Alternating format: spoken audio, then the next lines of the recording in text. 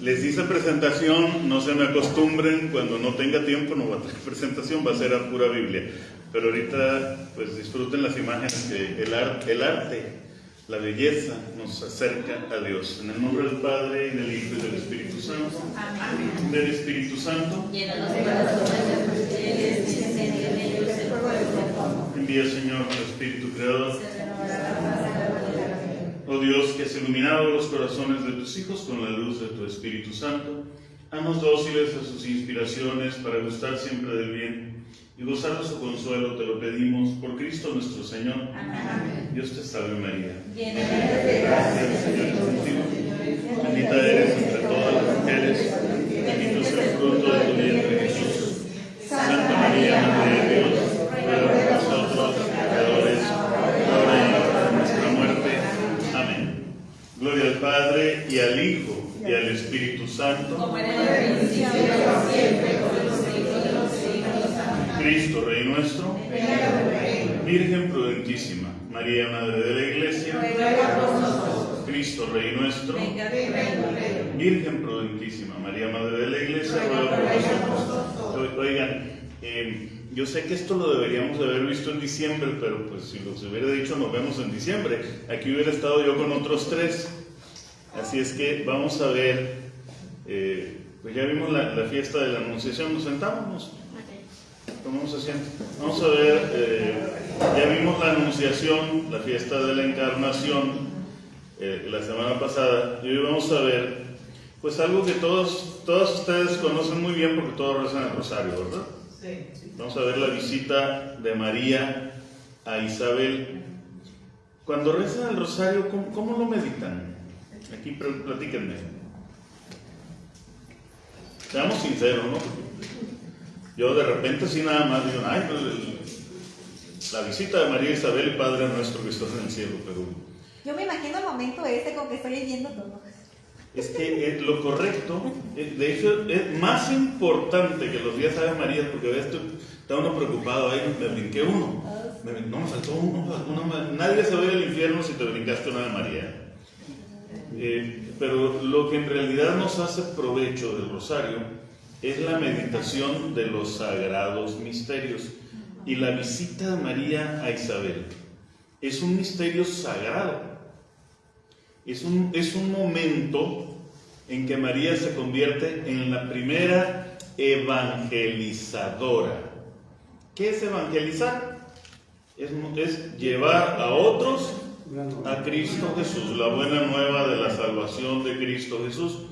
Y en este caso María es la primera en llevarle a Jesús a otra persona, que es su parienta o su pariente Isabel. Vamos a quitarnos de la cabeza el prima, porque para empezar es una persona mucho mayor que María. María debe haber tenido entre 12 y 16 años y doña Chabela pues ya debe haber pasado los 60.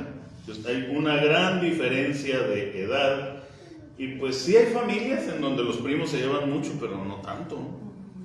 Y además sabemos que Isabel, vimos la semana pasada que Isabel era descendiente de Aarón y Aarón es de la tribu de Leví.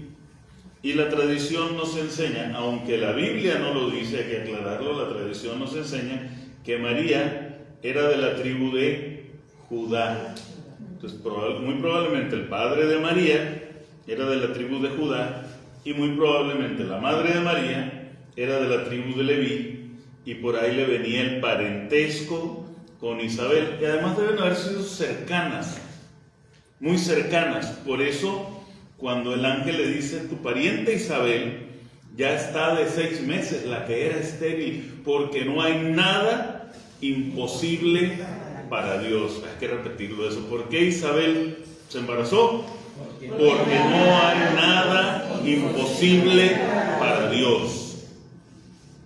Y pues vamos a empezar ya con el Evangelio de San Lucas. Lo pueden abrir en el capítulo 1, versículos del 39 en adelante. En aquellos días se levantó María y se fue con prontitud a la región montañosa, a una ciudad de Judá. entró en casa de Zacarías y saludó a Isabel. Nótese cómo el evangelista dice casa de Zacarías. Hemos caído en la trampa del mundo de querer borrar al varón, de querer borrar la figura paterna de las familias.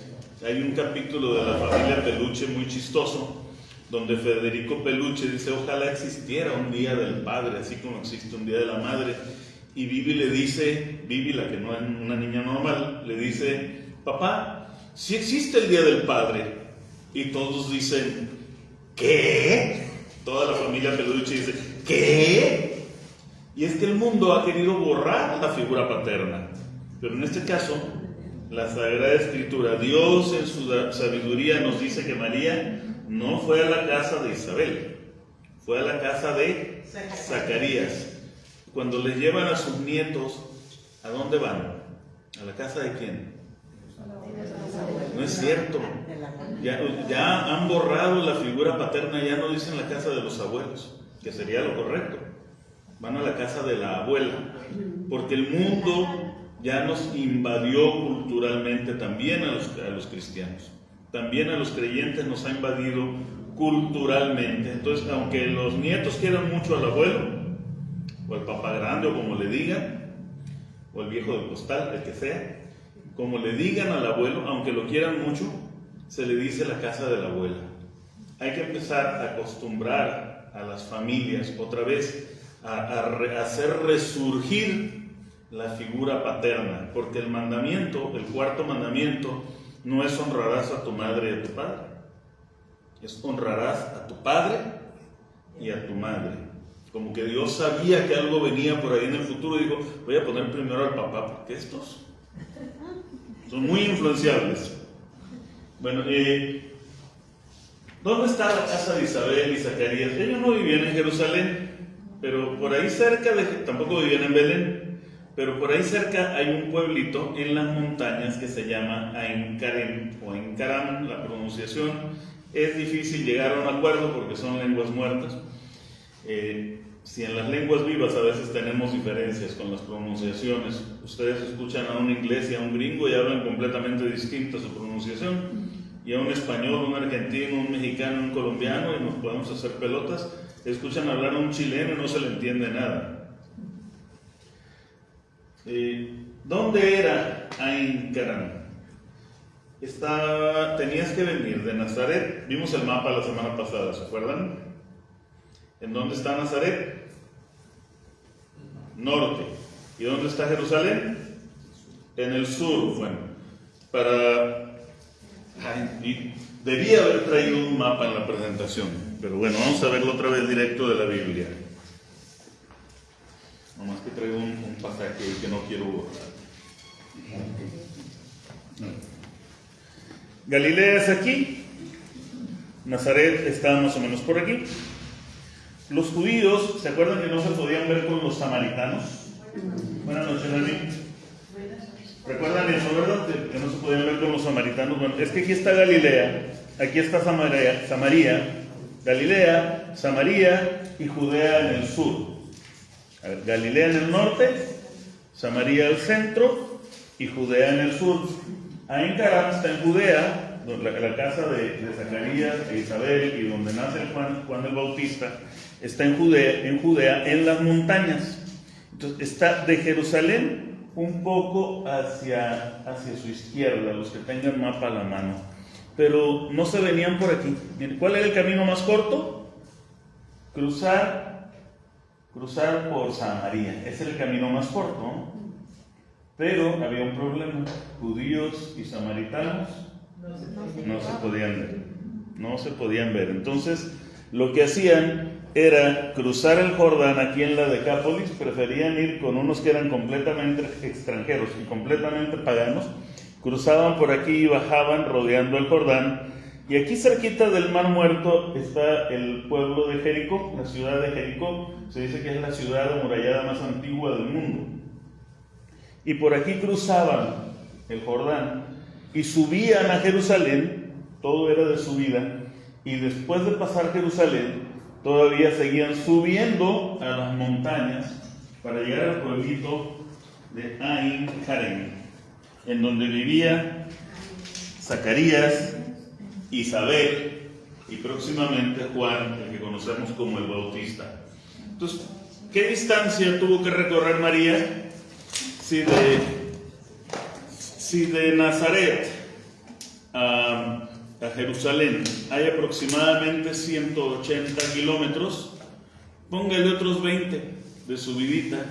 ¿Qué tenemos a 20 kilómetros de aquí? Pues si va para allá tenemos Topolobampo, y si va para allá tenemos Ahome. Imagínese usted caminando de subidita.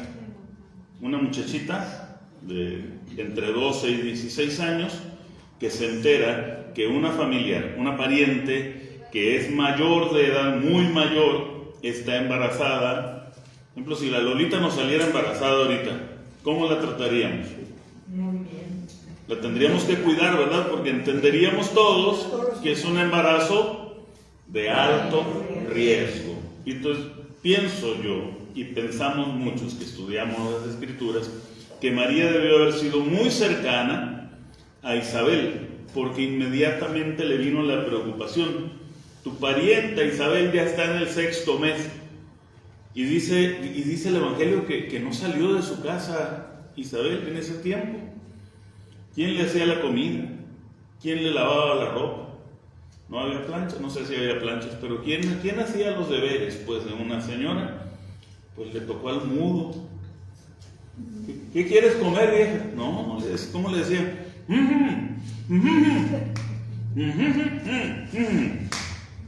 Imagínense esos 9 meses de Isabel con la desesperación de un mudo.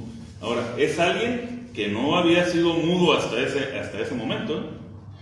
Es decir, era alguien que estaba acostumbrado a comunicarse a través de palabras.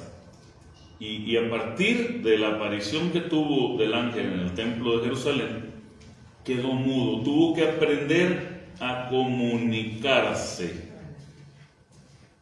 ¿Cuál es el mayor problema? Coinciden todos los psicólogos y psiquiatras modernos. ¿Cuál es el mayor problema entre las parejas actualmente? Comunicarse. La comunicación. Imagínate que uno de los dos fuera mudo. Si hablando los dos tenemos dificultades de comunicación, a veces yo digo algo y Pati entiende otra cosa, o Pati dice algo y yo le entiendo otra cosa. Marta, ¿no te ha pasado que tú dices algo y Luis entiende otra cosa? Fíjense que mi papá siempre me tuvo a mí por desobediente. Yo lo conocí a los 11 años, ¿no? Pero me mandaba a hacer algo y habla demasiado rápido. Y yo pues tenía que adivinar. Entonces de repente agarraba el trapo y lavaba el carro, agarraba una escoba y un recogedor. No le había entendido qué quería que hiciera. Es un problema la comunicación. Zacarías e Isabel tuvieron que aprender a comunicarse en lo que llegó la ayuda. ¿Cuánto tardó la ayuda en llegar? 6 meses, porque Isabel ya estaba en el 6º mes. Esta iglesita está en Tierra Santa. ¿A cuándo vamos? Vamos pidiéndole a Dios. Sí, vamos pidiendo. A ver, vamos pidiéndole a Dios. A ver, hace 2 años fue o hace 3, cuando estábamos estudiando Mariología, le dije, a ver, levanten la mano los que no han ido a la basílica, y un montón me levantaron la mano. En 6 meses allá andábamos, y nadie teníamos dinero para ir, y fuimos. Esta es la iglesia de la Visitación. La tradición enseña que sobre las ruinas, ¿por qué sobre las ruinas? Porque todo esto fue destruido por los romanos en el año 70. Sobre las ruinas de la casa de Zacarías se construyó este templo, el templo, la iglesia de la Visitación. Y sucedió... Javier, perdón, Sí. Entonces ahí era la casa de Zacarías. Ahí donde está ese templo, era la casa de Zacarías. Hay que ir, ¿no? Sucedió que en cuanto oyó Isabel el saludo de María, escuche usted bien, en cuanto oyó Isabel el saludo de María, saltó de gozo el niño en su seno. ¿En el seno de quién? En el seno de Isabel. E Isabel quedó llena del Espíritu Santo. En el Nuevo Testamento nosotros estamos acostumbrados, y ahora que viene ya la Pascua y vamos a celebrar la fiesta de Pentecostés, las lecturas van a ser de los Hechos de los Apóstoles, porque cuando hablamos de ser lleno del Espíritu Santo, inmediatamente pensamos en el libro de los Hechos de los Apóstoles. Quedaron todos llenos del Espíritu Santo. Esta es una primicia de la llenura del don del Espíritu Santo, porque habían recibido el Espíritu Santo en el Antiguo Testamento, pues profetas, reyes, gente pues que con una misión especial. Hasta Saúl en algún momento quedó lleno del Espíritu Santo y empezó a danzar y a hablar lenguas extrañas, a profetizar. Y había un dicho en Israel: hasta David ha profetizado, hasta Saúl ha profetizado, Saúl que fue muy mal rey. Pero aquí estamos hablando de una mujer, primero mujer, que en el Antiguo Testamento la mujer no cuenta. Bueno, no es cierto. Tenemos heroínas en el Antiguo Testamento como Judith, Esther, Ruth, Noemí, Débora, Yael, que ahorita vamos a hablar de ella. ¿Ustedes han oído hablar de Yael? No, porque no han leído el libro de los jueces. Lean el Antiguo Testamento. Tenemos heroínas en el Antiguo Testamento, pero llenos del Espíritu Santo, un laico común, eso no se había visto. Y aquí el sacerdote Zacarías, su mujer, su esposa es laica. Yo tengo unos compadres, que mi compadre es médico y su esposa es contadora. ¿Usted cree que yo voy a permitir que mi comadre me recete una aspirina? No, porque el médico es mi compadre.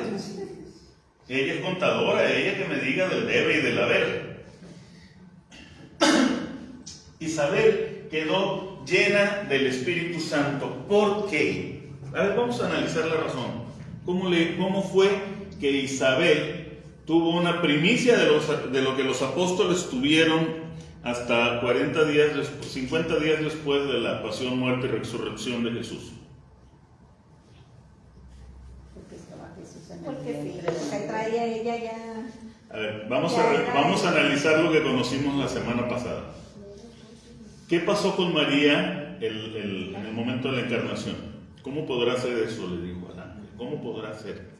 Por obra del Espíritu Santo. Porque estaba llena La del sombra. Espíritu Santo. El Espíritu Santo descenderá sobre ti y te cubrirá la sombra del Altísimo. ¿Y sobre qué dijimos que había sucedido eso en el Antiguo Testamento? Sobre el pueblo de... El arca. Sobre el arca de la alianza.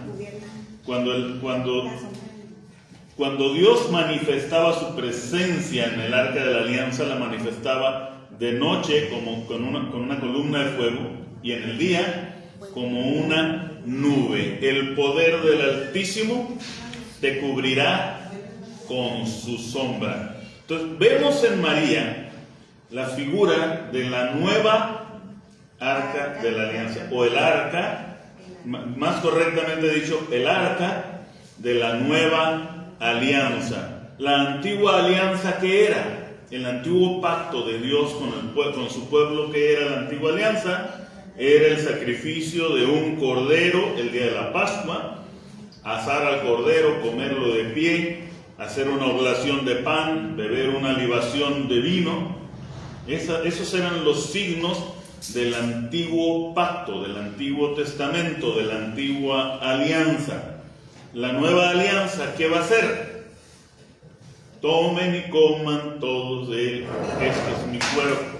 Tomen y beban todos de él, porque esta es mi sangre, sangre de la nueva alianza, que será derramada por ustedes y por muchos, no dice por todos, y por muchos para el perdón de los pecados. Entonces, la nueva alianza es la del Cordero de Dios que quita el pecado del mundo, que es Jesucristo. ¿Y dónde está guardada la presencia de Dios en la nueva alianza?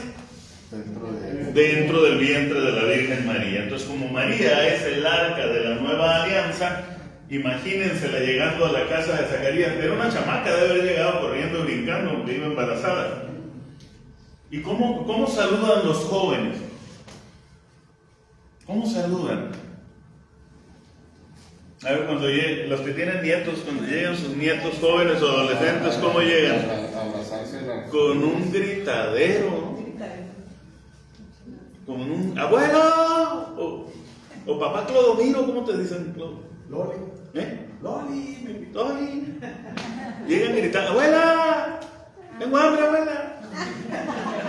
¿Cómo llegaría María a la casa de su pariente? ¡Chabela! ¡Chabela, ya llegué! Cuando María desde afuera debe haber gritado, porque debe haberse anunciado, cuando María habla,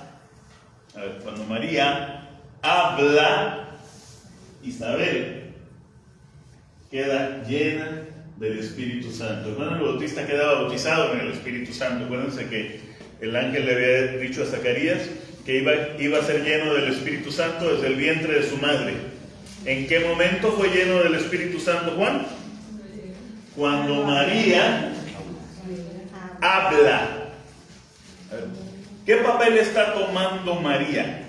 María está tomando un papel, aquí viene la polémica de la última encíclica, o de la primera encíclica del Papa León, acerca de la corredención. ¿María es redentora? No. ¿Es corredentora? Pues en el sentido de que mitad tú y mitad yo con Jesús, no. Pero es una cooperadora excepcional en el asunto de la redención. Es una cooperadora. ¿Y cómo fue la creación? Hay que entender el Evangelio siempre como una nueva creación. En el principio todo era caos y oscuridad. Y luego, ¿quién se acuerda cómo dice? Una explosión o algo así, ¿no? Y dijo Dios. Si Dios dijo, ¿qué salió de la boca de Dios? Figuradamente, porque Dios es espíritu puro.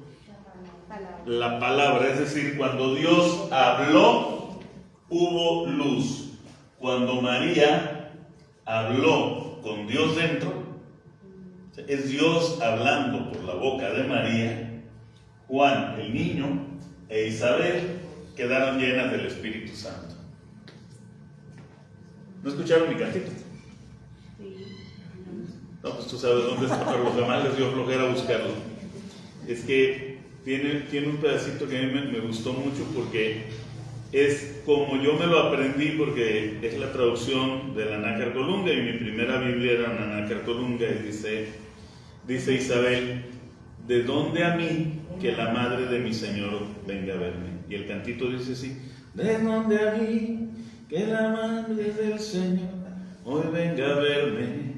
¿De dónde a mí que la madre del Creador haya encaminado sus pasos a mi casa?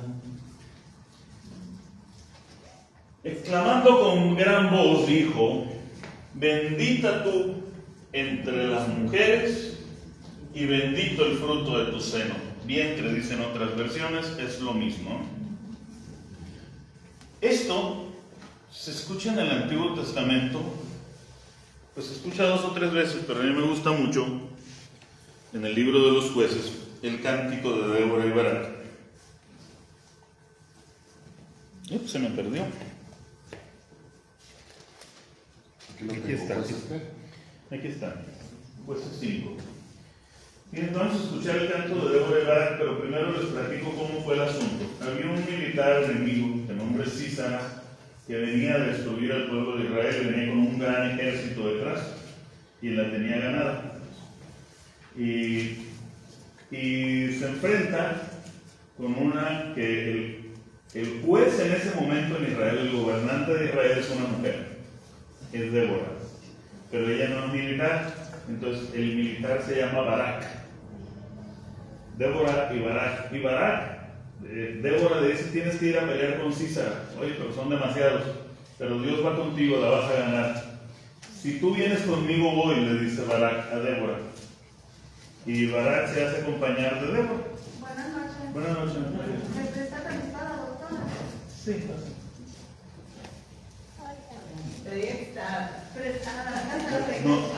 No ponen, ahorita si es consulta, no ponen anestesia a estas horas, así directo. Entonces,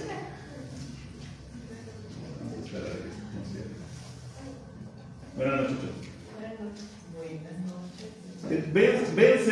Vence Barak a Císara, y Císara sale huyendo y busca refugio en una tienda de campaña. Y la mujer que habita esa tienda de campaña es una mujer kenita, de la tribu de Ken, el de Barrio, no sé cómo se llamaba el de la tribu, pero era una mujer kenita, y lo esconde, le dice, ocúltame aquí, y lo oculta, y cuando le pide agua de beber, le da leche. Cuando su niño tiene sueño, ¿qué le dan? Tibia, ¿verdad? Le da leche tibia, recién ordeñada, lo tapa, lo arropa, y entonces agarra una estaca y un martillo y le clava la estaca en la cabeza a Císara. Entonces así es vencido el enemigo de Israel, porque una mujer le aplasta la cabeza, le rompe la cabeza con una estaca al enemigo. ¿No le suena algo? Y dice el cántico de Débora, en el capítulo 5, versículos 24 en adelante. Bendita entre las mujeres Yael, mujer de Heber el kenita. Entre las mujeres que habitan en tiendas, bendita sea. Pedía agua, le dio leche. En la copa de los nobles le ofreció nata, o sea que era leche calientita, porque la leche fría no tiene nata, ¿verdad? No. Pedía agua, le dio leche. En la copa de los nobles le ofreció nata. Tendió su mano a la clavija, o sea, a la estaca. La diestra al martillo de los carpinteros. Fíjense el detalle profético del Antiguo Testamento. En su mano izquierda la clavija y en la derecha el martillo de los carpinteros. Hirió a Císara y le partió la cabeza. Le golpeó la sien, a sus pies se desplomó. Cayó, durmió, a sus pies se desplomó. Donde se desplomó, ahí cayó deshecho. Entonces no es nuevo lo que está diciendo Isabel de María. Bendita tú entre las mujeres y bendito el fruto de tu seno, que con el martillo del dueño del fruto de tu seno le vas a aplastar la cabeza al enemigo del pueblo de Dios. ¿Entendemos el sentido profético? En el Antiguo Testamento está anunciado todo el Nuevo Testamento. ¿De dónde a mí que la madre de mi Señor venga a mí? ¿Quién soy yo? A ver, ¿quién era mayor? ¿A quién se respetaba en las culturas antiguas, no solo en la cultura hebrea? ¿A quién se respetaba? A los mayores. Pero esta mujer mayor tiene algo muy claro. Esta niña que viene a verme, esta pequeña mujer, adolescente para nosotros, en la cultura antigua los 12 años era la edad adulta. Esta mujer que viene a verme es mayor que yo, porque es la madre de mi Señor. ¿Ustedes entienden bien la palabra Señor? Por ejemplo, Bartolo es un señor, ¿verdad? Y Gaby es una señora. Eso entendemos culturalmente. Pero en el contexto histórico, ¿qué habrá querido decir esta mujer con Señor? Fíjense que Cuando se tradujo la Biblia del hebreo al griego, no se animaron a usar el nombre de Yahvé por no faltar al segundo mandamiento. No usarás el nombre de Dios en vano. Entonces, para no correr riesgos con el nombre de Yahvé, vamos a poner otra palabra. Bueno, la vamos a escribir, pero cuando lo leamos no la vamos a decir, no la vamos a pronunciar. Y entonces usaban en hebreo un término que se llama Adón o Adonai, que quiere decir amo, esposo, jefe, señor. Esas cosas. Y en griego, que es el idioma en que está escrito este evangelio, la traducción de señor es Kyrios, que es el más cercano a Adonai, y se utilizaba solamente como título para Dios. Es decir, ¿de dónde a mí que la madre de mi Dios venga a mí? ¿Cómo sabe Isabel que esa criatura que lleva María es Dios? Estaba llena del Espíritu Santo. Porque estaba llena del Espíritu Santo. Isabel quedó llena del Espíritu Santo, y llena del Espíritu Santo declara que María es Madre de Dios. A ver, hay por ahí una herejía, que es la herejía de los... Ardillita, camínale. Bueno, luego les digo, los que llevan cristología se van a acordar y ahorita me van a recordar. Que declara que María es madre de Jesús en cuanto a hombre, pero no puede ser madre de Dios porque Dios es eterno y Dios no puede tener madre, etcétera, etcétera, ¿no? Eso es una herejía. No son los pelagianos, son los... Bueno, ahorita que la ardillita se apure les digo. ¿Por qué no podemos separar la maternidad de María de la divinidad? Regresemos un poco a Cristología. ¿Por qué no podemos separar la maternidad de María de la divinidad? ¿Por qué afirmamos que María es madre de Dios? Porque es verdaderamente Dios y verdaderamente hombre. Exactamente, porque Jesucristo es verdaderamente Dios y verdaderamente hombre. No es mitad Dios ni mitad hombre. Ni es un hombre que camina con un Dios por un lado, ni es un Dios que camina con un hombre en un lado, ni es un Dios que se disfrazó de hombre. Es una persona divina que asume la naturaleza humana. Y María es madre de la persona, no de la naturaleza. Y la persona es de naturaleza divina, o sea, es el Señor, es Dios. Entonces María es madre de Dios, nos lo declara una mujer laica que acaba de recibir por primera vez en el Nuevo Testamento la plenura, ha quedado llena del Espíritu Santo. ¿De dónde a mí que la madre de mi Señor venga a mí? Hermanos, cuando rezan el rosario repitan eso. ¿De dónde a mí que la madre de mi Señor venga a mí? Porque cada vez que tú dices Dios te salve María, se hace presente. Cada vez que tú repites Dios te salve María, llena de gracia, el Señor es contigo. Bendita eres entre todas las mujeres, bendito es el fruto de tu vientre, Jesús.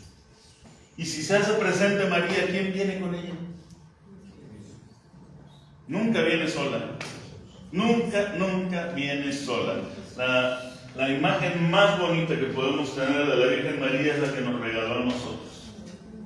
Es la que nos regaló a este pueblo ingrato al que pertenecemos. Y es una mujer envuelta en el sol, con la luna debajo de sus pies, una corona de 2 estrellas sobre su cabeza. Está encinta. Está encinta. ¿De quién está encinta? ¿Cuántas veces embarazó María? Una sola vez. Entonces, ¿de quién viene? Esta imagen, ¿qué nos dice? No vengo sola. Cuando viene María, siempre viene a traernos a Jesús, como a Isabel. A lo mejor no lo hizo conscientemente, pero le llevó el evangelio, llevó la salvación a la casa de Zacarías.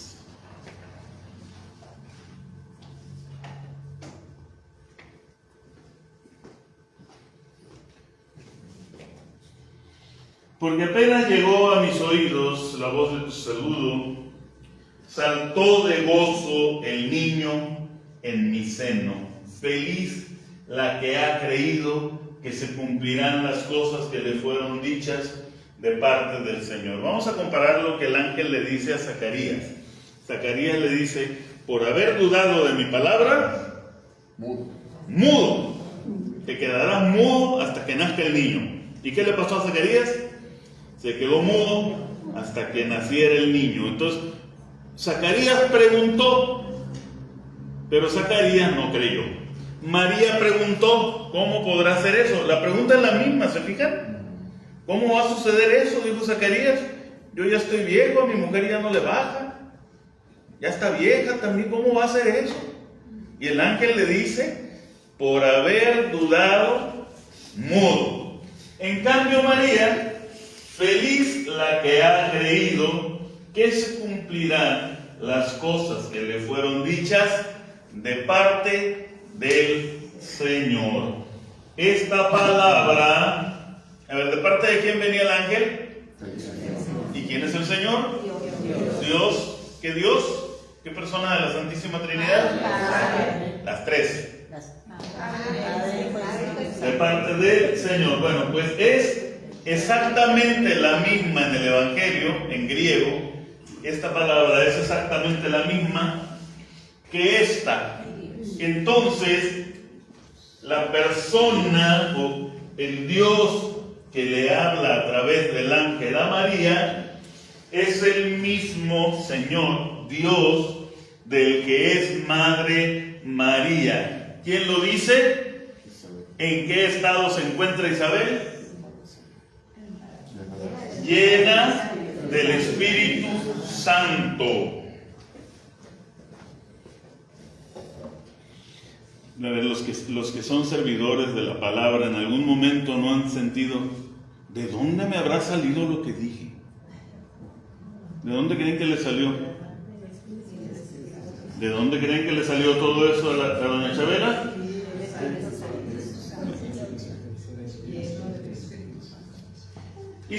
Y sucedió que en cuanto oyó Isabel el saludo de María, perdón, esto ya lo vimos. Señor. 46. Y dijo María: engrandece mi alma al Señor, y mi espíritu se alegra en Dios mi Salvador. Miren, María está usando el Antiguo Testamento. Casi todo esto es tomado de cánticos y salmos del Antiguo Testamento, lo cual nos habla de una mujer que conocía el Antiguo Testamento. ¿Cómo es que una mujer conocía el Antiguo Testamento si a las mujeres no las invitaban a la sinagoga? Cuando ustedes vieron la serie The Chosen y ven ahí a las mujeres en la sinagoga, eso no existía. A la sinagoga iban los hombres mayores de 12 años. Pero el varón, el jefe de la familia, tenía por obligación transmitir lo que se había aprendido el sábado en la sinagoga a las mujeres y a los niños de la casa. Este versículo es algo polémico con los protestantes porque dice que María, que el espíritu de María se alegra en Dios su Salvador, lo cual implica entonces María reconoce que necesita salvación. Tiempo. Aquí no dice Dios que me va a salvar. ¿Cómo dice? Y si es mi Salvador, ¿qué pasó para que fuera mi Salvador? Ya me salvó. Entonces, si es mi Salvador, quiere decir que ya me salvó. Porque un hermano de otra religión, de otra denominación cristiana, te va a decir: mira, María necesita salvación, es pecadora. No, nosotros creemos que María fue concebida libre de pecado. La salvó del pecado. Dios ya la salvó del pecado desde antes de su concepción. Y hay Hay que irnos al Éxodo. Cuando Dios le da a Moisés las instrucciones para construir el arca de la alianza, alguien le ha dado por leerlas. Es bien bonito porque la vas a hacer, le da las medidas, ¿no? Y le dice los materiales. La vas a hacer de madera de acacia. La acacia tiene una propiedad: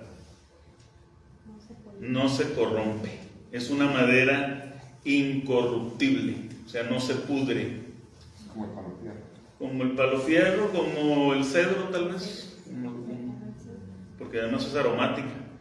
Es una madera que no se corrompe. Pero además le pide a Moisés que la recubra de oro, que la proteja, pues la madera, aparte de que es incorruptible, me la vas a proteger con oro. ¿Qué características tiene el oro?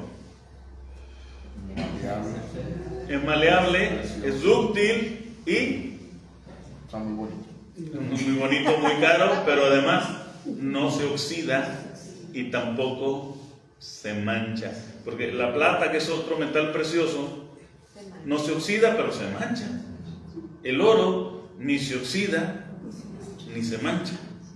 Entonces el arca de la alianza está hecha de un material incorruptible y es protegida por un metal inoxidable, incorruptible también. Por eso Dios eligió a una mujer sin mancha e incorruptible y le dio a un santo varón que la protegiera, que también es incorruptible. Por eso la nueva tendencia teológica para referirse a San José es el Padre Virginal de Jesucristo. El Padre Virginal de Jesucristo. Porque ha puesto los ojos en la humildad de su esclava. No subraye la Biblia, tráigase un cuadernito para que tome nota mejor. Digo, si tiene para dos Biblias, si quiere usar una de trabajo y otra para respeto, pues adelante, no, pero mejor tráigase un cuadernito. Ha puesto los ojos en la humildad de su esclava. Por eso, desde ahora, todas las generaciones me llamarán bienaventurado. ¿Qué es humildad? Si quiero que Dios voltee a verme, ¿cómo tengo que ser? Humilde. ¿Qué es ser humilde? Estar al servicio de Dios. Servicio es una característica de la humildad, muy bien, pero hay más. Sencillez. ¿Cómo? Obediencia. Obediencia. Uy, esa es importantísima. No se puede ser humilde si no se es obediente. Honrado, honesto. Honrado, honesto. Limpio. A ver, pero les voy a poner un ejemplo. Que de repente tú le dices a tu mamá: mamá, qué bueno te quedó el pozole. Y de verdad está bien bueno, no se lo dices porque es tu mamá. Y tu mamá te dice: no, a mí no me sale bien el pozole como a mi vecina, o como a mi mamá, o como a mi abuelita. Pero tú lo estás probando y sabes que está bien bueno. ¿Hay humildad ahí? No, eso es una falsa humildad. Eso es fingir humildad. O sea, si te salió bueno el pozole y te dicen que está bueno, yo batallé mucho para eso. Ay, qué bonito que cantaste tal canción. Y yo me chiveaba y no, otros la cantan mejor. O al revés, o me burlaba, ¿no? Hasta que aprendí a decir nada más: gracias y ya. Gracias. Marta, qué buenos te salen los tamales de acelgas. Deberías de hacer para venderlos a todos. No es cierto, ahorita no puede, apenas puede con su alma la pobre, por eso me mira feo. No, si hago. Sí, ya me llevó una vez. La gloria es para él, entonces. Así es. La gloria es para él. No, a todos los del barrio nos comparte a veces. A los más cercanos al menos nos lleva un platito con tamales. No, quiero que sepan que si un día se decide hacer para vender, los tienen que probar. son espectaculares. Pero bueno, la humildad a veces la confundimos con eso, ¿no? A ver, humildad no es falsa modestia. La humildad se puede poner en una balanza. Si tú quieres ser humilde, tienes que admitir lo que eres. Tienes que admitir lo que eres. Por ejemplo, si tú me encargas ahorita que haga unas ecuaciones de la física cuántica y yo te digo, sí, a ver, échalas para acá, ¿qué va a pasar? Pues no, porque tengo que admitir que yo de física cuántica no sé nada. O si Roberto me dice, ve Javier, cuídame el changarro, ahí, si hay que moverle a las máquinas de la imprenta, pues ahí le buscas. Cuando regrese Roberto, vengo a un reguero de tinta por todos lados, que yo no sé de eso. De eso yo no sé. Pero no puedo decir que no sé de la escritura, pues sí le sé. Hay otros que saben muchísimo más que yo, sí, cierto. Pero sí le sé. Sería una falsa modestia decir no le sé. Pero sería pues una falta de humildad decir, sí, Roberto, yo te cuido la imprenta, aquí yo le muevo todo. En 5 minutos aprendo. No es cierto, no es verdad. O que Clodomiro me diga, revísame este balance, estos impuestos que vamos a pagar de tal empresa. Pues llevé contabilidad en la prepa, pero eso pues ya le llovió. Y varios ciclones le cayeron. No estoy para eso. Humildad viene del griego humus. El humus es la capa de materia orgánica que permite que la humedad se quede más tiempo en la tierra. Sin humus, la tierra no podría dar fruto. La tierra sin humus no podría dar fruto. Entonces, si tú eres humilde, vas a tener capacidad para dar fruto. Bueno, han visto la humildad de su esclava, por eso desde ahora todas las generaciones me llamarán bienaventurada. Dicen los hermanos de otras denominaciones que nosotros idolatramos a María. Levante la mano el que crea que María es Dios. Levante la mano quien crea que es la bienaventurada Virgen María. Porque nadie, Dios, hizo lo que en ella hizo. En nadie. Digo, nosotros tenemos el privilegio de pararnos delante del sacramento y comer a Jesús en el sacramento, y por 10 o 15 minutos está en nuestro ser Jesucristo con su cuerpo, alma, sangre y divinidad. A ver, repítaselo usted dentro. Cuando voy a comulgar, está Jesucristo con su cuerpo, alma, sangre y divinidad, para que no esté papando moscas después de comulgar o saludando gente. ¿Qué tiene que hacer cuando comulga? Recójase y adore a Jesús que está en su interior.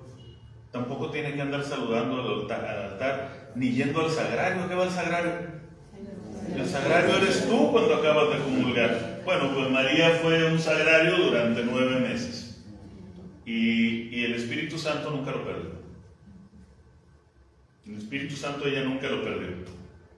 Si usted se fija en los momentos importantes de Jesús, está María. En la encarnación, pues tenía que estar, ¿no? En el parto, en el nacimiento de Jesús, pues también tenía que estar. Pero cuando se pierde el niño y empieza a dialogar con los doctores de la ley, su primer diálogo de teología, ¿quién lo encuentra? Ahorita lo vamos a ver. En su primer milagro, en su presentación a sus discípulos en Caná de Galilea, ¿quién está? Está María. María le pide. Sí, de hecho, María provoca el primer milagro. En público, pero ¿por qué lo provoca? Sino yo creo que qué cosas le ha de haber visto a solas a Jesús, ¿no? Tiene un sentido profético, porque dice el profeta Isaías, capítulo 7, versículo 14, he aquí que Yahvé os dará una señal. Una mujer, una virgen, dará a luz un hijo. ¿Cuál es la señal de Yahvé? Una virgen que da a luz un hijo. Hay una virgen que da a luz un hijo nada más en toda la historia de la humanidad, que es la Virgen María. Esa es la señal de Yahvé. Y entonces cuando llega María y le dice, hijo, se les acabó el vino. Entonces Jesús humanamente le dice, mamá, ¿y a ti a mí qué? ¿Por qué no compramos más vino esto? ¿A ti a mí qué? Entonces María va con los criados y les dice, hagan lo que Él les diga. Jesús humanamente tuvo tiempo de razonar. Yo, ¿cuándo voy a iniciar mi ministerio? Cuando el Padre me dé una señal. ¿Cuál es la señal de Yahvé? La Virgen que dio a luz un hijo. Ahí está la señal. Tengo que empezar mi ministerio y realiza Jesús su primer milagro. ¿Se fijan en todo lo que Lucas sabe de la Virgen María? ¿Recuerdan ese momento en que Pablo, esos años en que Pablo estuvo preso en Cesarea de Filipo antes de irse a Roma? ¿Qué hacía Lucas en ese tiempo? Entrevistar a la Virgen María. Irse a platicar a ratos con la Virgen María. Su misericordia, porque ha hecho en mi favor maravillas el poderoso. No he sido yo la maravillosa. Soy dichosa, soy bienaventurada, porque ha hecho en mi favor maravillas el poderoso. Santo es su nombre. Lo que pasa es que nosotros los católicos, en lugar de tener como ejemplo a la Virgen María, tomamos como ejemplo al Gordolfo Gelatino. ¿Se acuerdan aquella canción? ¡Qué guapo soy! Y doña Naborita aplaudiéndole. Nunca falta una Naborita que nos aplaude cuando nos echamos flores. A ver, ¿por qué soy dichosa? Porque ha hecho en mi favor maravillas el poderoso. Santo es su nombre, el nombre de Dios. Y su misericordia alcanza de generación en generación a los que le temen. Este versículo, hermanos, dánselo de memoria, porque todos nosotros tenemos heridas del pecado. De hecho, todas nuestras heridas son por el pecado. El original, el tuyo y el de los que nos han hecho algún daño.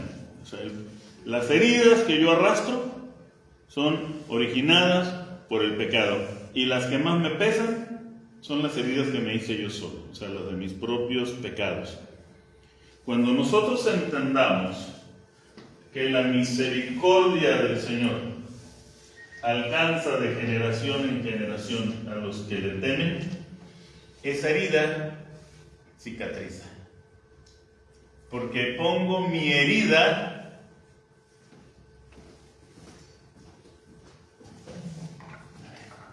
ahí lo amarro. Bueno, vamos haciéndolo un poco más gráfico desde aquí. Yo se los quería llevar. Pero escoja usted una herida. Voltea a ver el crucifijo. Los que están allá en aquel rincón no lo ven. Pueden pararse y ver el crucifijo y elegir una herida. A ver, díganme qué herida elegirían ustedes. Costado. Te duele el corazón. Que meten los pies primero. La cabeza. Padeces estrés. Padeces de repente dolores de cabeza. Padeces migrañas. Las manos. Has tenido una vida muy laboriosa. Sus pies. Estás cansada. Estás cansada de tanto andar.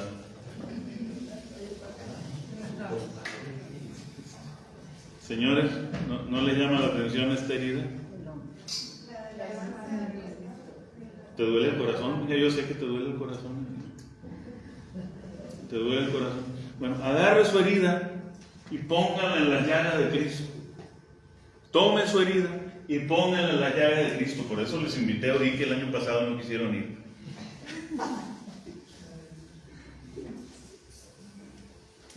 Desplegó la fuerza de su brazo, dispersó a los que son soberbios en su propio corazón, derribó a los potentados de sus tronos y exaltó a los humildes. Soberbia, humildad, soberbia, humildad, una contra otra siempre. No puede usted ser humilde siendo soberbio, y no puede ser usted soberbio siendo humilde.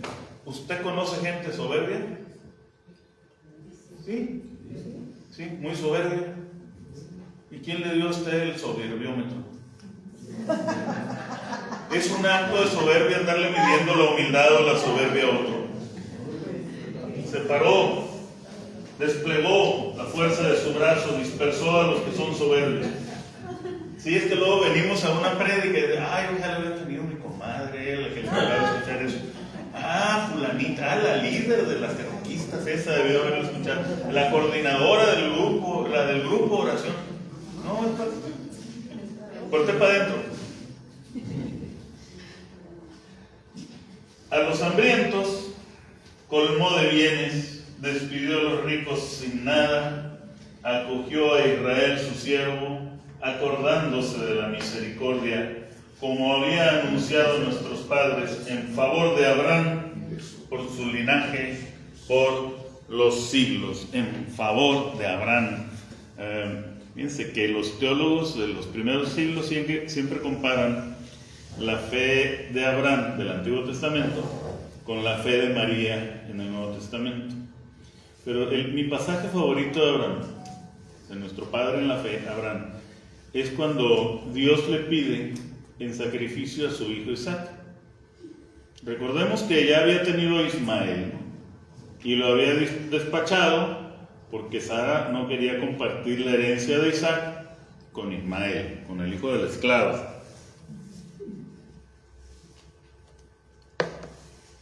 Entonces toma Abraham a su hijo Isaac y lo carga de madera. O sea, la leña para el sacrificio la pone sobre la espalda de de Isaac.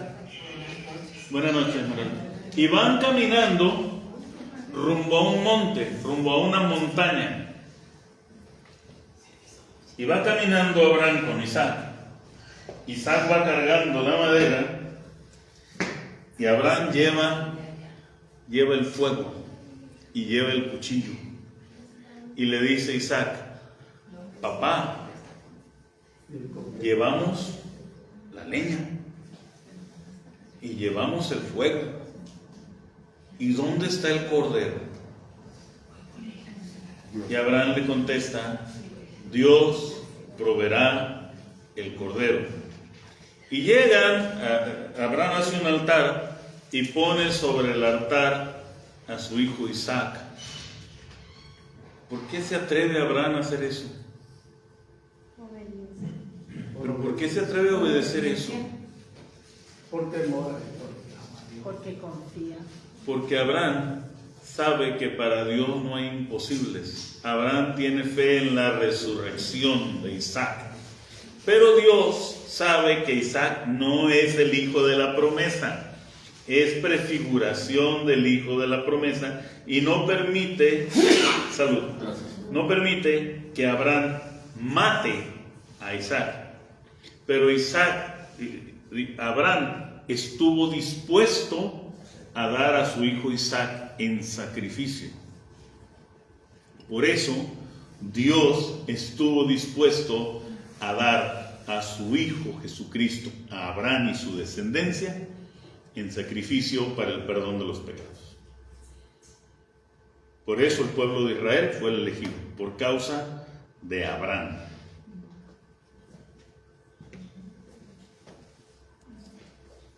María permaneció con ella 3 meses y se volvió a su casa. Si tenía 6 meses, cuando le dijo el ángel a María que estaba embarazada Isabel, ¿qué pasó después de 3 meses? Nació Juan el Bautista. Y aquí pasaron unas cosas muy chistosas. Se le cumplió a Isabel el tiempo de dar a luz y tuvo un hijo. Oyeron sus vecinos y parientes que el Señor le había hecho gran misericordia y se congratulaban con ella. Ustedes no saben lo importante que era para una israelita en el siglo I dejarle un heredero, un descendiente a su esposo. Y sucedió que al 8º día fueron a circuncidar al niño y querían ponerle el nombre de su padre Zacarías. porque los parientes siempre son metiches. Tampoco. Es cierto. Pero su madre, tomando la palabra, dijo: no, se ha de llamar Juan. Miren, cuando hablamos de estos parientes, seguramente eran los primos, hermanos, tíos, abuelitos. Bueno, abuelitos ya se habían muerto, pero los parientes hombres de Zacarías. Y aquí esta mujer debe haber sido sinaloense, porque se agarró. No, se ha de llamar Juan. Como el otro día que hice una salsa macha que me salió de hembra. Pues si hubiera sido macha no me hubiera salido tan bravo. Se ha de llamar Juan. Le decían: no hay nadie en tu parentela que tenga ese nombre, Chabela. No hay nadie en tu parentela. Y le preguntaban por señas a su padre cómo querían que se llamase. Esto es una prueba de que la gente es tonta. ¿Quién es la gente? Luego pensamos que son nosotros. No, la gente somos todos, ¿no? Y la gente en general no usamos la razón. ¿Por qué le hablaban a señas a Zacarías? Porque estaba mudo. Pues, No estaba sordo. no estaba sordo, estaba mudo. Como él hablaba señas, pues, pero él sí escuchaba. Le hablaban a señas a Zacarías. Es una gran señal de que las multitudes terminan cometiendo tonterías. Y le preguntaron cómo quería que se llamara. Él pidió una tablilla. ¿Sí entienden lo que es una tablilla? Es como un ladrillo de barro y se usaban cuñas para escribir. Era escritura cuneiforme en Sumeria, de allá aprendieron, pero pues aquí ya usaban pues no se llama alfabeto, la simbología del arameo. Y pidió una tablilla y escribió: Juan es su nombre. Juan es su nombre. Y dice Jesús que de los nacidos de mujer, el más grande es Juan el Bautista. De los nacidos de mujer, el más grande es Juan el Bautista. Y de los apóstoles, el que Jesús amaba es Juan. Y cuando la Virgen se aparece en México, el obispo es Juan. Y el indio, el que se le apareció, es Juan. Y hay una canción del Tri que se llama: de todos modos, Juan, te llamas. Si tú eres el discípulo y eres amado, pues eres Juan. Les quería poner un poco en contexto la importancia del nombre de Juan en la Biblia. Todos quedaron admirados, y al punto se abrió su boca y su lengua y hablaba, bendiciendo a Dios. Hablaba, bendiciendo a Dios. Qué bonito es el Evangelio, ¿verdad? Invadió el temor a todos los vecinos, y en toda la montaña de Judea se comentaban todas estas cosas. Todos los que las oían las grababan en su corazón, diciendo: pues ¿qué será este niño? Porque en efecto la mano del Señor estaba con él. Pero oigan, no sabemos de ningún milagro que haya realizado Juan el Bautista. ¿Cómo notaban que la mano del Señor estaba con él? ¿Cómo lo notaban? ¿Cómo se expresaba? ¿Cómo hablaba? En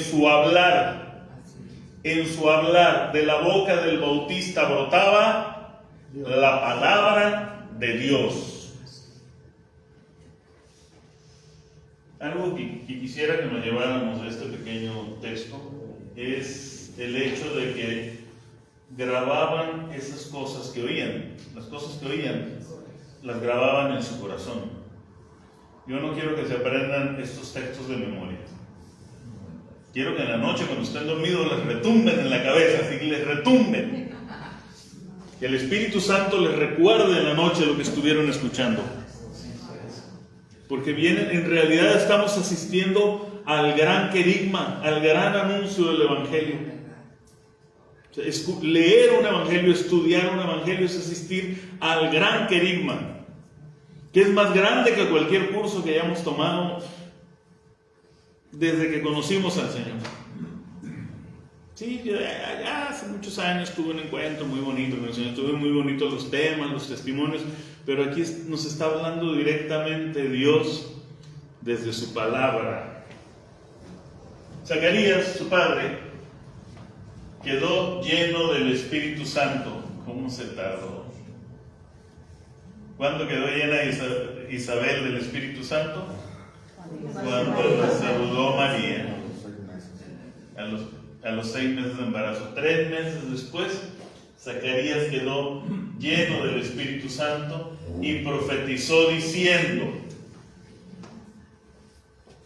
los que rezan laudes, rezan esto todos los días: bendito el Señor Dios de Israel, porque ha visitado y redimido a su pueblo.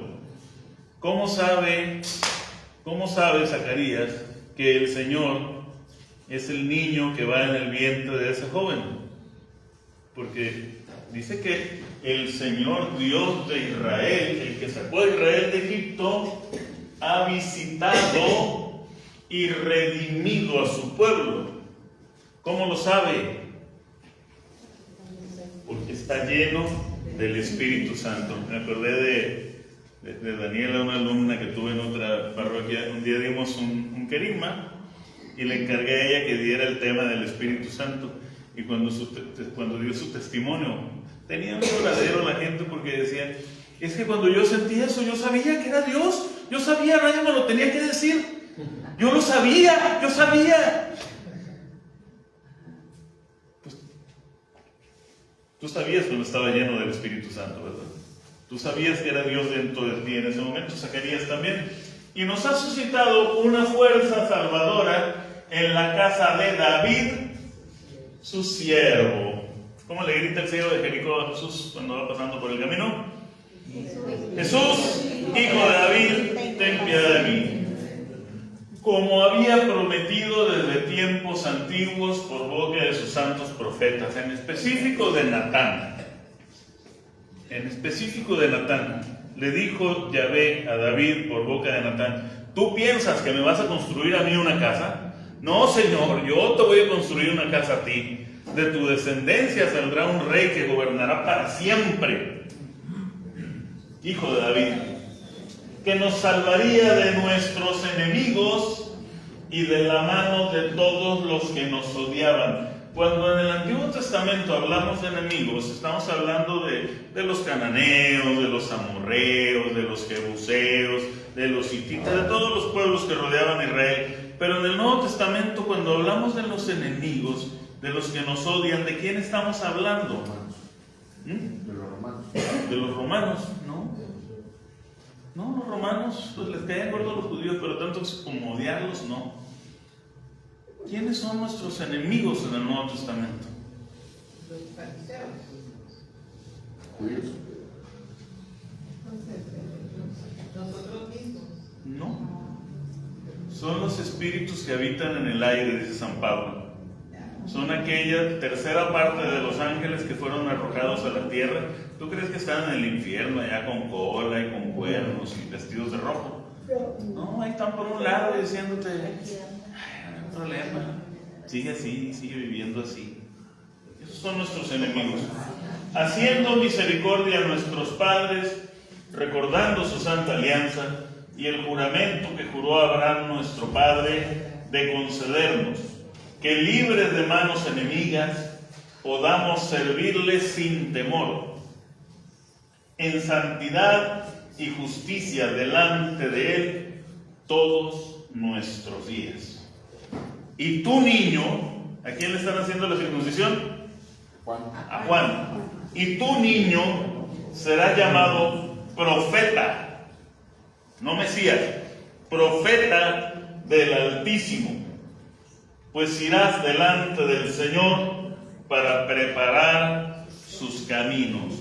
El último de los profetas del Antiguo Testamento es Juan.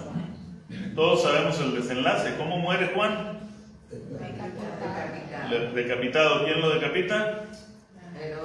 ¿El de la matanza de los niños inocentes? No, No, aquel era Herodes el Grande, este es Herodes Antipas.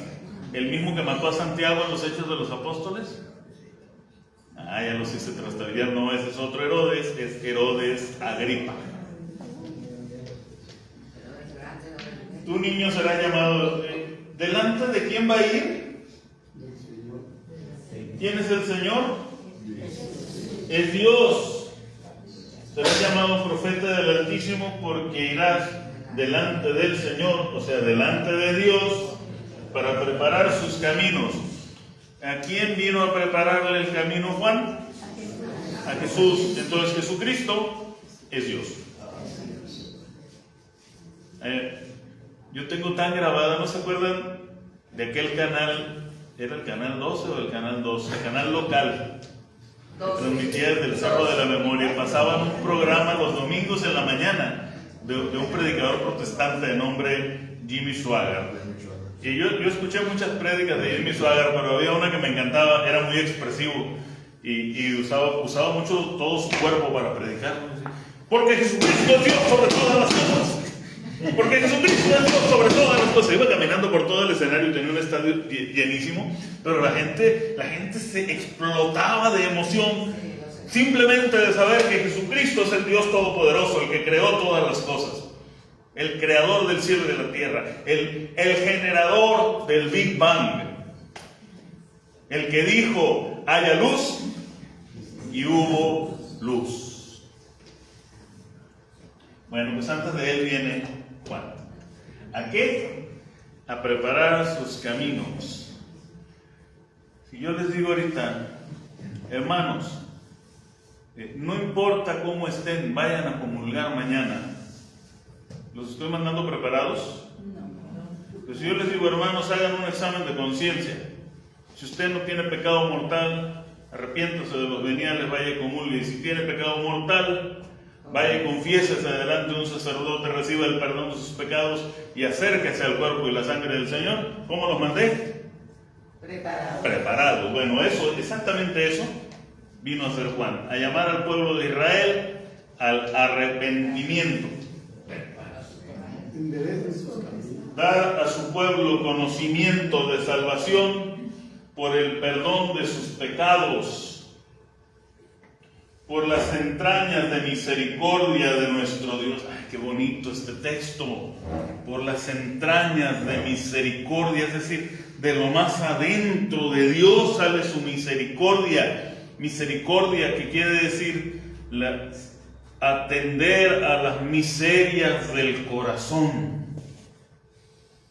Poner el corazón, Dios pone su misericordia, es decir, pone su corazón en mis miserias, que harán que nos visite la luz de la altura. Ayer tuvimos una de las lecturas más bonitas del Evangelio, que es: no se enciende una luz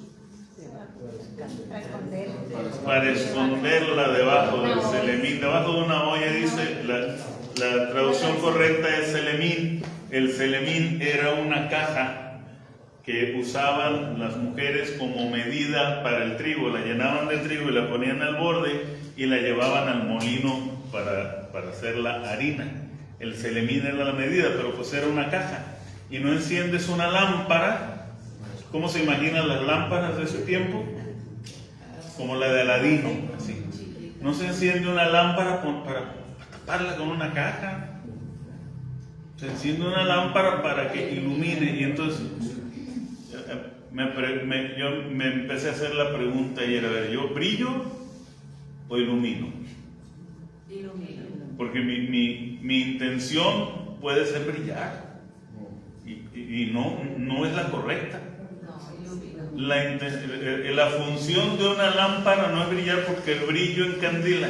La función de una lámpara es iluminar. Bueno, pues hay que aprender que así como Juan dijo, de Juan se dice: una voz que clama en el desierto.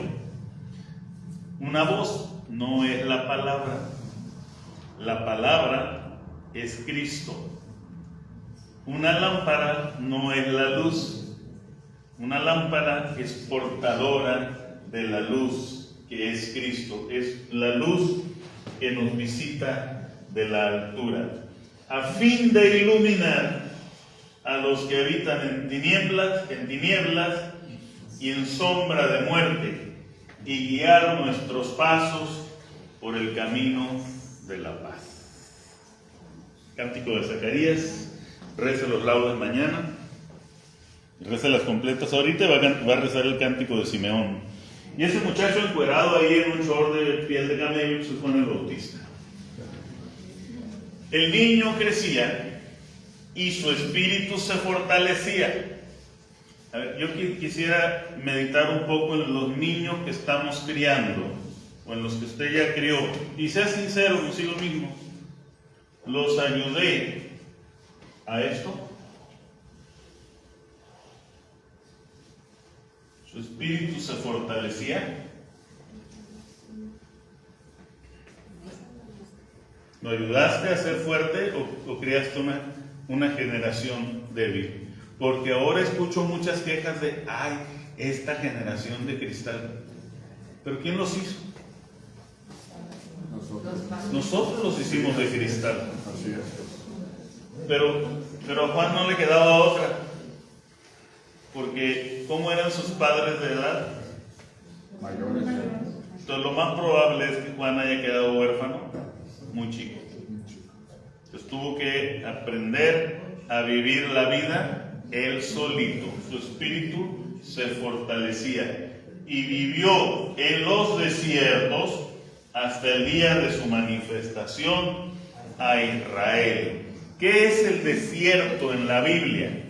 Es el lugar de los mínimos. Es la cuaresma, pues.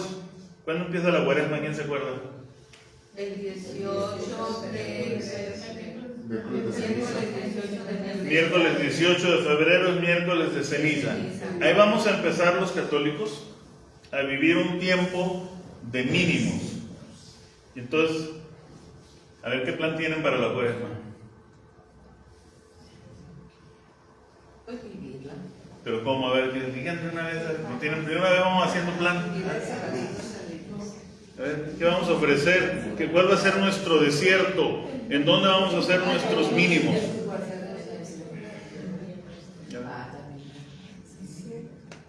Invitación para todos. Ayunar. El ayuno. Limosna. Y, a ver, limosna, dar lana nomás. Dar lana y tiempo, persona. O sea, me doy yo persona también, no nada más. Está bien fácil dar 20 pesos cuando me sobra, ¿no? 50, al que le sobra. Pero darse, eso es lo difícil. A ver, ayuno, limosna y oración. Bueno, vamos poniéndonos metas. Vamos haciendo un desierto como grupo. Cuando yo estaba chamaco allá en Fátima, había un letrero en el ambón que decía: viernes la comunidad ayuna. Y yo de verdad creí que toda la comunidad ayunaba el viernes. Y no, resulta que yo era el único. Pero vamos escogiendo. A ver, ¿les parece que como grupo ayunemos según nuestras capacidades? Por ejemplo, a Lolita no se le va a pedir que deje de comer todo el día, ¿no? O a Bartolo, que se va a la obra, pues no comas, ¿no? Pero sí le puedo decir a Bartolo: un virotito con agua nomás en la mañana, viejo. Con café sin azúcar.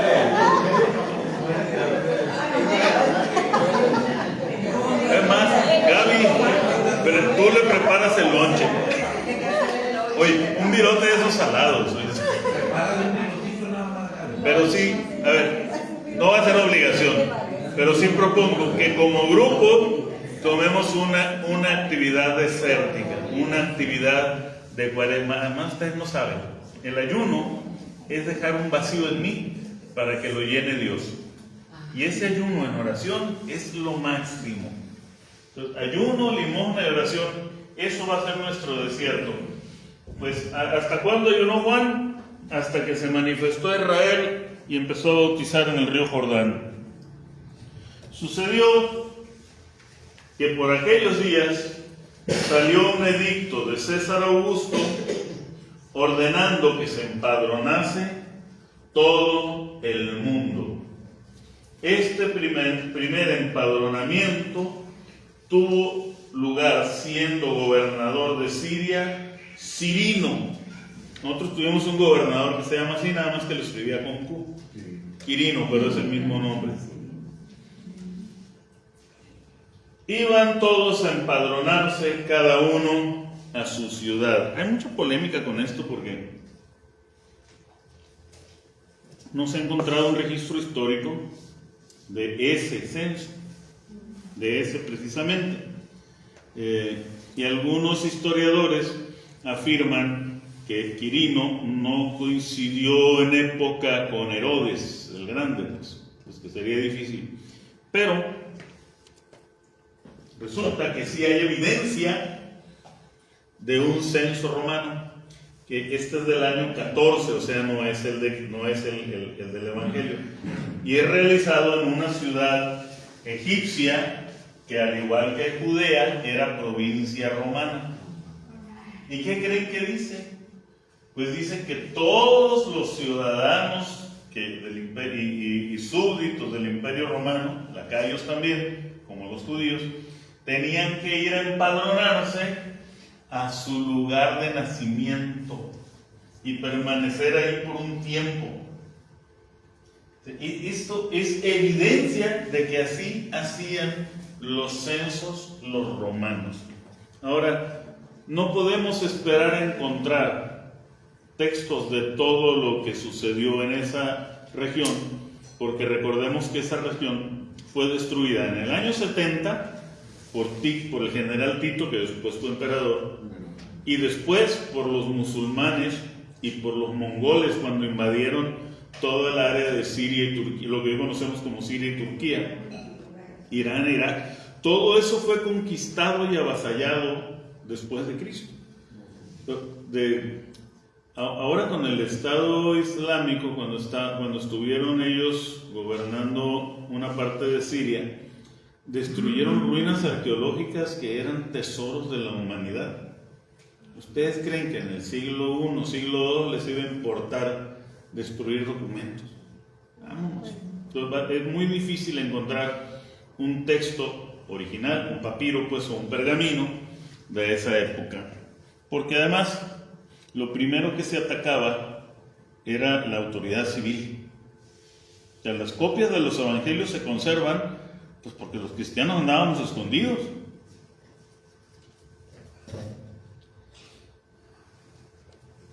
Y pues no vamos a llegar a Navidad, ya se nos hizo tarde.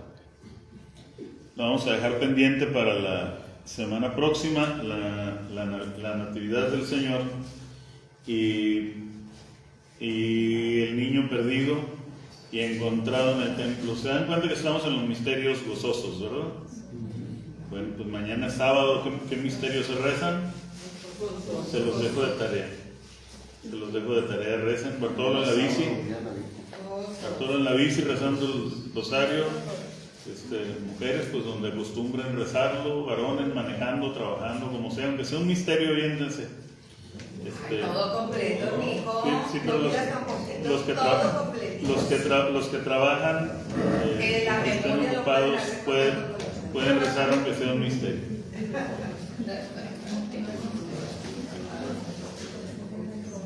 Bueno, pues vamos a cerrar nuestros ojos y pedirle a Dios que su palabra penetre en nuestros corazones. Recordemos todo lo que vivimos hoy. Recordemos a Isabel, embarazada de 6 meses. Recordemos a María caminando desde Nazaret hasta Ain Karem, echándole un grito de saludo a su pariente. Imagínate el gozo de Isabel al escuchar la voz de esa niña y al quedar llena del Espíritu Santo. Imagina, medita en la palabra. Imagínate las piedras del camino, la montaña, la vegetación.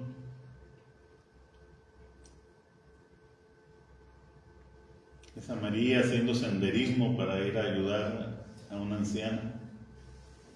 Imagínate a Zacarías, a Isabel recibiendo al niño en sus manos, en sus brazos.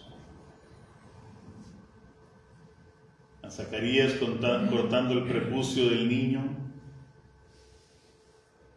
circuncidándolo, hablando después de 3 meses, lleno de gozo, lleno del Espíritu Santo, bendiciendo a Dios, cantando el Benedictus.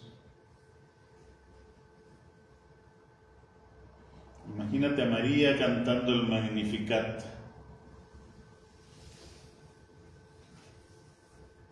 Alaba mi alma la grandeza del Señor, y mi espíritu se alegra en Dios mi Salvador, porque ha hecho en mí maravillas el que es grande.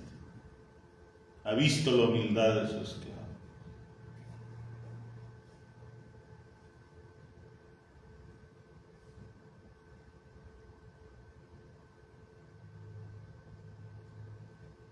Nos ponemos de pie.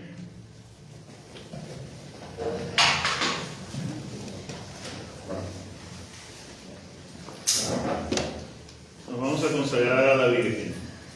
Oh Señora mía, oh Madre mía, yo me ofrezco enteramente a ti y en prueba de mi filial afecto te consagro en este día para siempre mis ojos, mis oídos, mi lengua y mi corazón.